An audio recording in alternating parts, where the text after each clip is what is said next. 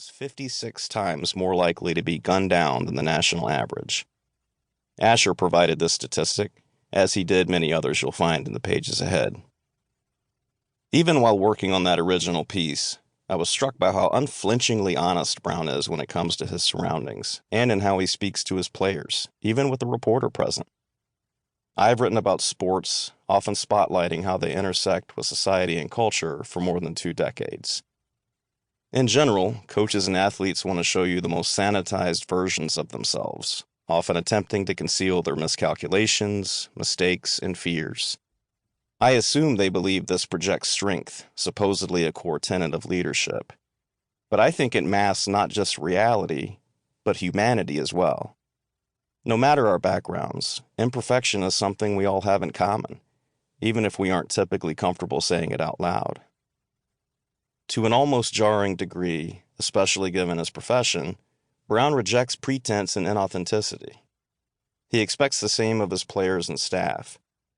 Within minutes of my arrival in August 2018, a senior running back was telling me about the first time he broke into a house.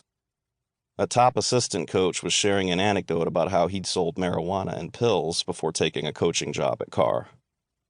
Brown, whose journey and leadership philosophy I've come to deeply admire, admitted to me that he's driven not by winning games or championships, but by a deep fear that someone else he loves will be cut down by gunfire. Across the Mississippi River from New Orleans' tourist track is a football program and a school and a world that seemed almost unbelievable before I first crossed the bridge.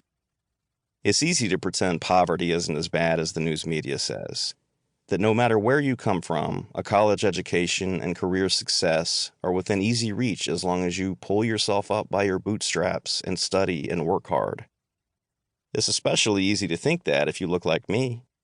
And I must confess here that regardless of my curiosity and work, I'd been content for years to pretend communities like this didn't exist in the United States.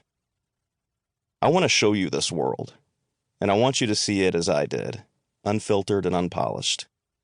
For a time, I considered using pseudonyms when referencing Karr's players, many of whom are younger than 18. After all, part of my personal oath when setting off on this exploration of a marginalized community, where some residents have it hard enough, was to do no harm. But Brown and others insisted that I change nothing. They asked that I show their realities, obstacles, and methods precisely as they are. Therefore, no names have been changed and no speech has been modified. Some of the language is coarse and may be uncomfortable or even offensive to readers. This would include the occasional use of the N-word by players and coaches. I and my editors at HarperOne spoke at length about the right way to handle this, influenced by my belief and policy that no white person should ever use this word, spoken or in print. We agreed it is not my place to censor language, but because this is the most divisive and painful word in the English language, we also agreed to use dashes instead of spelling out this word. Do no harm, after all. This book is a work of nonfiction journalism, and everyone who participated did so with the understanding that their words and actions were on the record. The use of quotation marks signals that the contained remark is written precisely as it was spoken. It's impossible for me to fully appreciate the relationship between Karr's players and coaches, so I avoid judgment in my writing.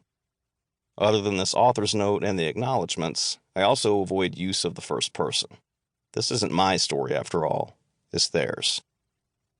The story unfolded throughout 2019, before the onset of the novel coronavirus pandemic and the murder of George Floyd. But much of this book was written with those events, and their respective aftermaths, as a backdrop, and through the privileged filter of a white man's eyes. I cannot know why Brown and others granted me such exceptional access, though I suspect it was partly because of my skin color.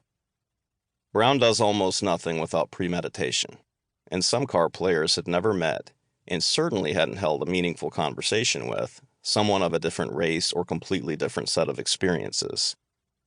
One day I was reminded of these differences during a text exchange with another assistant coach. I had expressed sympathy about the plight of Joe Thomas, a Karr player you'll meet. "Don't feel bad for him," the coach wrote. "Just get his story out." I have done so thoroughly and objectively. The overwhelming majority of the reporting is